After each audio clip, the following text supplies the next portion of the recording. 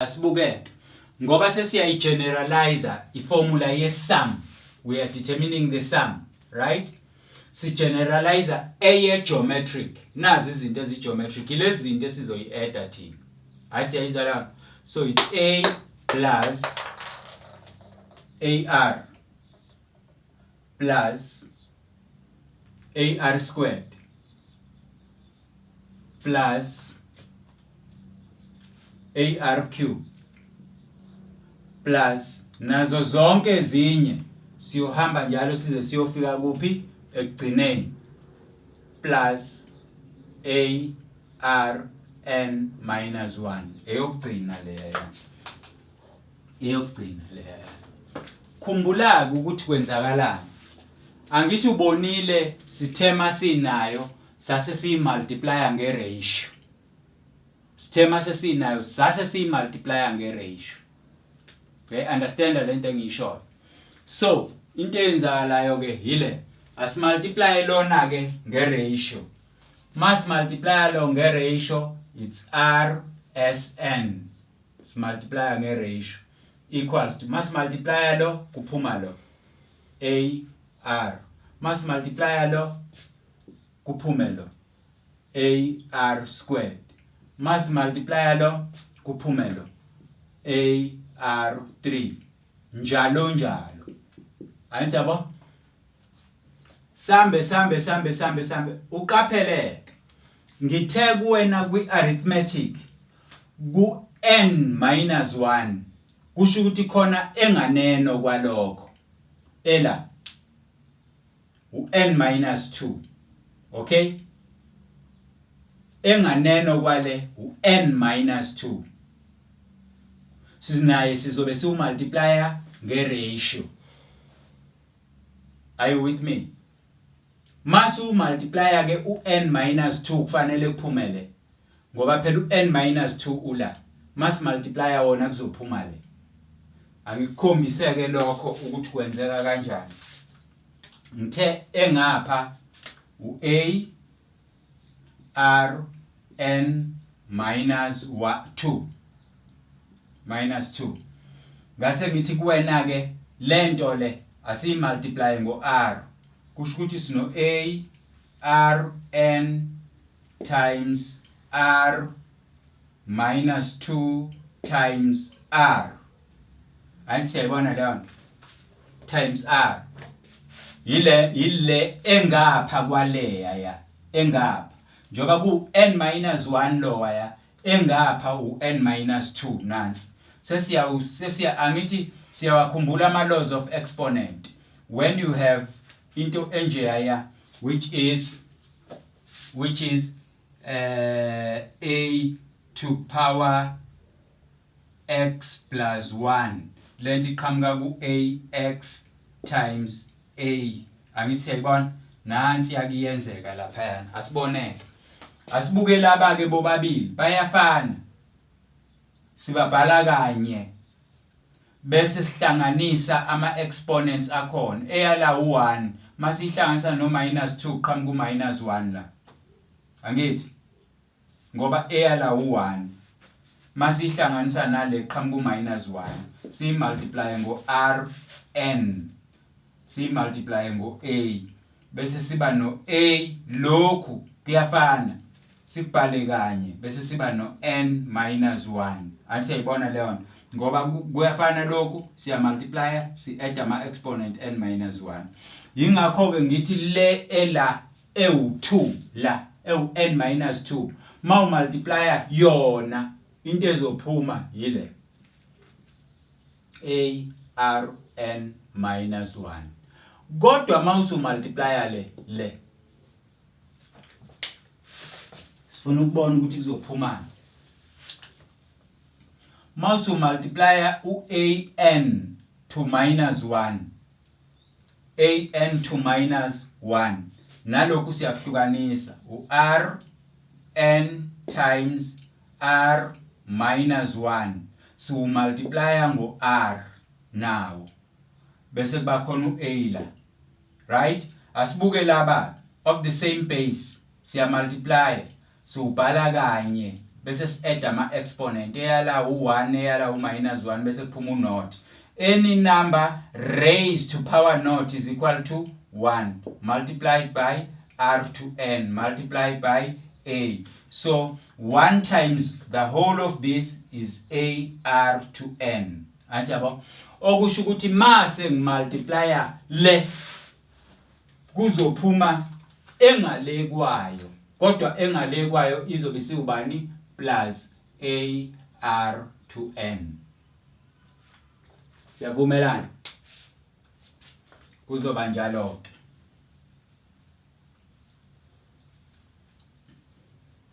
Bese sisuka la sesidila nabo bobabili. Antu yakhumbula kwa arithmetic sithema sidila nabo bobabili sabenze njani? Saba add kwaphuma u2 sum. This time siyabasusa.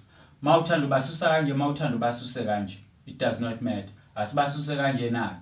Sn minus rsn is equals to a minus naught, it's a. U minus u, lo ukhansela lo ngoba ngiyasusa. Lo akhansele lo ngoba ngiyasusa. Lo akhansele lo ngoba ngiyasusa.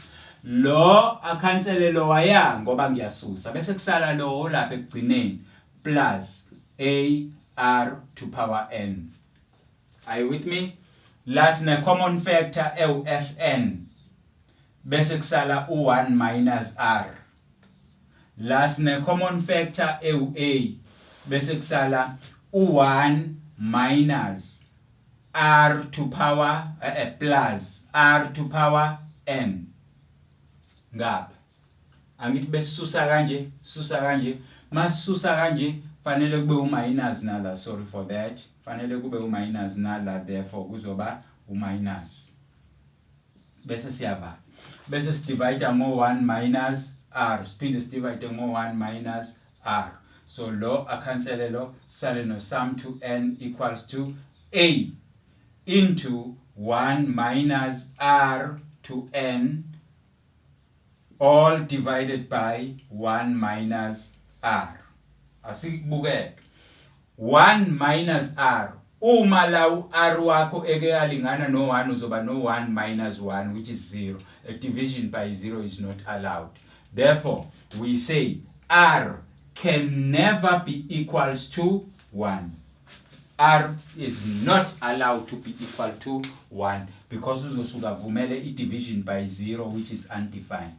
Then this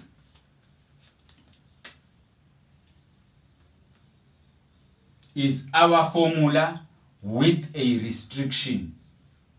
Right? Sesiyayibhala ke formula yethu ne restriction. Khumbula ukuthi besenze njani kwi arithmetic. The formula yethu with the restriction Sn is equals to a into 1 minus r to n all over 1 minus r, where r is not allowed to be 1. Right. And masithi 1 minus r masibhala nje kanje, lokho kusuke kusho ukuthi iform ilokhuzana iratio yethu incane kuno 1. Uma inkulu iratio iqhamuka mzukwana usukela wa minus lo wasuka la wa minus lo waya izoba nkulu ke iratio kuno 1. Kodwa ngisho usebenzisa le kuphuma ianswer efanayo, it does not matter. Ngenye indlela ngizama ukusho ukuthi or le formula kwesinye isikhathi uyoyibona ibukeka kanje, or Sn equals to mangisuka la ngiminus lapha ngizoba no a r to n minus a all over r minus 1. Lapha ngaphezulu i-common factor yakho bese kuba u-a kusala u1 la bese uba kanje. Le formula le iyabhaleka kanje, le iyabhaleka kanje. Nala you cannot allow your r to be equals to 1. can never, because of 1 minus bese divide ngo 0. And la i-ratio yakho yo R is greater than 1. Is greater than 1. Yes. Is greater than 1. So that's the case. Those are the restriction ama-formula. So ama-formula lawa asebenza kwi-geometric with an understanding. But if formula yakhona yakhiwa kanje, ngitha ngikukhombisa lento ngoba iyaba i-question yani ye-exam njengoba ngikukhombisile eyani eye-arithmetic. Manje ke sesizosuka la grade 12 kwi-geometry, ku-sequences and series, kwi-geometric siyosebenzisa le formula siyibona ukuthi isebenza kanjani in terms of AR and N. Okay?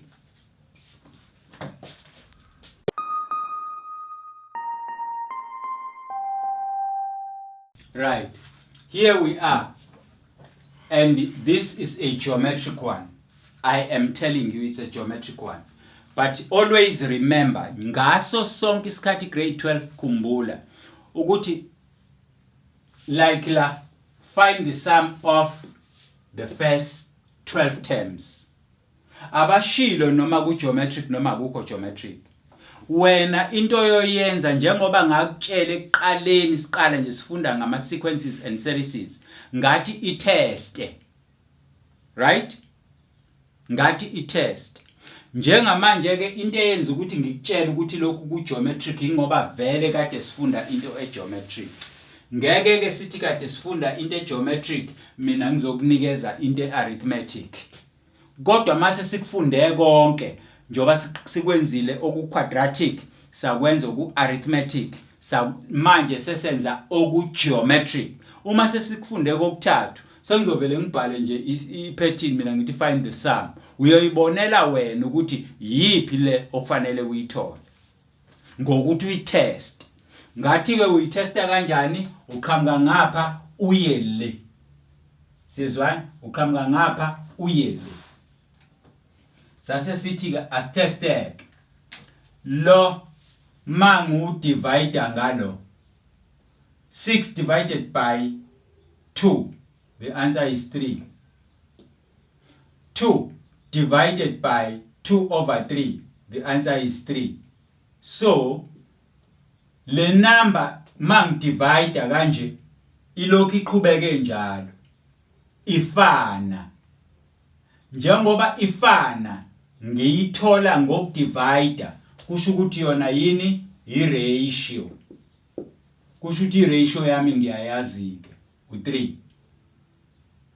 Mind you, le pattern iyaqhubeka kodwa ngenhlanhla basitshelile bathi as-add ezu12 zokuqala. Kusho ukuthini lokho? U-n wethu basitshelile u12 ngoba kuthiwa as-add find the sum of the first 12 terms, whereby u-a eyokuqala iyaziwa vele u2 over 3. Athi yabona? Ngithe phela njalo esekuqaleni u-a. Sesiyakwenza ke lokho sisebenzisa ini? A sum formula. I-sum formula yethu nansi ke. I-ratio yethu ile. Sesiyananka ke ama formulas ethu. Singasebenzisa noma yipi la.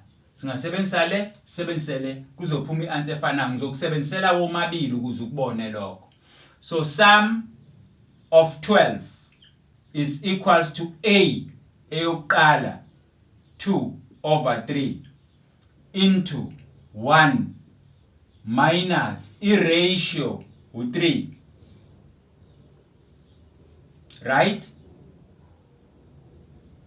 3, but n wethu is 12.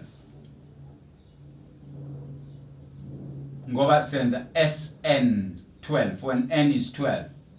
This is over 1 minus 3. Asibuke ukuthi kwenzakalani. Ngicabanga ukuthi abantu bayakwazi ukusebenzisa i-calculator. bazongisebenzisela i-calculator la.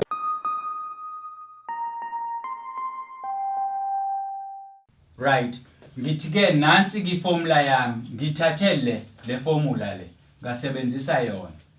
But ngoba u-n siyawazi u12, anti yabo sasisithi the sum of 12. But nansi ke manje la ilele khona ukuthi u3 to the power of 12 ubani. U3 to the power of 12 ngokwe calculator yethu kufanele asinikeze u1 minus u3 to the power of 12 fanele asinikeze u531,441,000, right? All this is divided by bese sithi 1 minus 3 kusinikeza minus 2.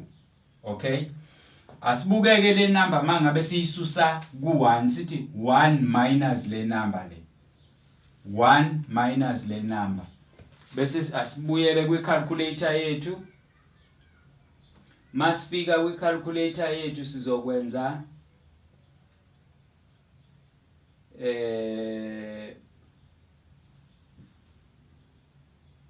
sizothi 1 bese sishaya minus bese sithi 3 bese sithi exponent 12. The answer yakhona is minus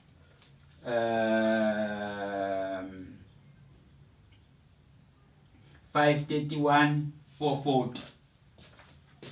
So la kuzoba minus 531,440 multiplied by multiplied by 2 over 3, all divided by minus 2. Right. Ngicabanga ukuthi niyabona la ukuthi kwenzakalani. La ngoba le number siyimultiply ngalo siphinde siyidivide ngalo, asiyisimplify. Sithi it's 2 over 3 multiplied by minus 531,440 multiplied by 1 over 2 or negative. Lo negative awupheleke ngoba uzokhanselana nalo no2 athathe lo wire bese sidivide le number ngo3. U531 divided by 3. Must divide le number ngo3. U3 ku5 uya kanye kusale u2. Ku23 u3 ayeka 7 kusale u1. Kusale u2. Ku21 ayeka 7. Ku4 ayeka 1 kusale u1. Ku14 ayeka 4 kube u12 kusale u2. Ku20 ayeka 6 kube u18 kusale u20, 6 7. So this is our number. Uyabona ukuthi lezi number zingakanani. Uma zizoba u12 lezi number zinginikeza le yanto ziyangethusa ngoba ziwu12. Ukuthi zinganginikeza inamba enkulu kanga 177,146.67. So let us assume ukuthi that is our calculation and our calculation is correct using a calculator. But lento mawuyifaka calculate isuke izokunikeza exactly a correct answer. Latina we were fiddling with our mind and being able to come up with this answer. Wena verify ngokuthi uye kwi calculator ufike ufithe lezi number kwi calculator yakho. Okubalulekile ngegeometric nanoma yiphi enye series mangabe uyi-add, yazi u-a wakho ivalue ka-a ukuthi ubani, wazi ivalue ka-n ukuthi ubani, wazi ratio yakho ukuthi ubani. Because where there is r you will put the 3. Where there is n, whether ula noma ulapha u-n, you will put 12. Where there is a you will put 2 over 3. You will put 2 over 3. Okay, mhlawumbe angithi lokho kuyasiqeda lesi sibalo bese sithatha isibalo esibili esilandelayo. Lesi sibe nezinamba ezinkulu because of the exponent. The exponent was too big, right? The exponent was too big, that is why it came to such inkulu kakhulu leya exponent, ingakho kufika izinamba ezinkulu kangaka. Sizokwenza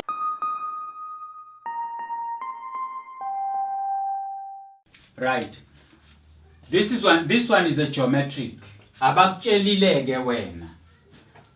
Bengeke nami ngikunikeze le example ingekho geometric. Ngikunikeze yona ngoba vele kade senza izinto ezi-geometric. Okay? Number 1 kuthiwa determine n. Uba zingaki lezi number. If le series le isum le lo plus zonke lezi number ngize ngiyofika ku nth term. Uma sengiyi-8 zinginikeza u765. So if they want the sum of this, you use a sum formula, which is Sn is equals to A into R to n minus 1. This is a sum formula, all divided by R minus 1. Isum yakhona utsheliwe kwathi u765. This is equal to A wakho wanikezwa kwathiwa u3. R wakho wawusuya unikezwa. No, wawutesta wawuthola ukuthi R u2. But it's 2 to power n minus 1. Right? All this one is divided by 2 minus 1, which is just that. Multiplying this, you will have 3 times 2 to power n minus 3 is equals to 765. Ubuyiselo ngale kuzoba u768. Ngoba lo unegative uzoba positive mayisezanga. Bese uba no 3 times 2 to power n. Bese udivide ngo3, ndawo zombili u3 aphele. U3 ku7 aye kabili. Kusala u1. Ku16 aye ka5, u15 kusala u1, ku18 u3 aye ka6. This is 2 to power n. Right? Can you write 256 to the base of 2? Yes. 256 2 to power 9 is equals to 2 to power n. Then if that is the case, njengoba sengishilo ukuverify lento yakho kwicalculator yakho power 9 power 8 u256 power 8. So the base are the same, so are the exponent. My n is equals to 8. So bebefuna ukwazi ukuthi zingaki lezi number kule series le engiyothi mangiyi-adda zinginikeze u765. So kubalulekile ke ukwazi nokuzwa ukuthi kuthiwani kunoma yisiphi isibalo, ngoba uma ungatholanga ukuthi bathini, lokho kuyokwenza ushwebe noma ugeje ukuthola into ecorrect.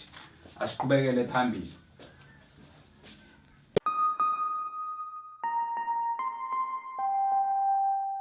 Right. Khumbula ke njalo grade 12. Bakithi ngiyolokhu ngiyiphinda lento ngoba ibalulekile. Ukuqaphele lokhu ayiphindwa ilokhu ishiwo njalo into ingabalulekile. Uyabona njengoba kuthiwa hambani niyogoma, hambani niyojova, nijovele iCovid. Bakuphinda nje ingoba kubalulekile. Uma ke wena ukubona ukuthi akubalulekile, ungathi mawusunklinkliza usuwufala ulokhu ukhalela thina usivuse ebusuku. Ohlala uthule njengoba kade uthule uzufe. Hamba ke ulalele. Lalela la nasi isibalo. Ngithe kuwena uma ufunda umbuzo ufundisise.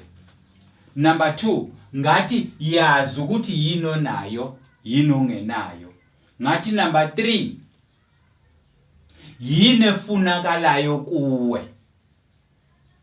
Right? Ake sibuke lo. How many terms?